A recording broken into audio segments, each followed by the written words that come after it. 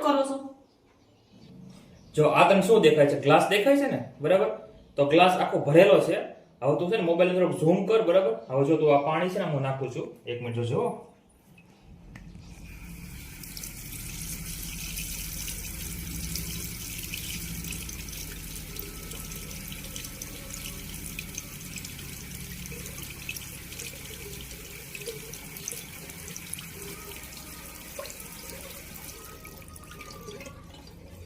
તને કઈ સમજણો આમાં?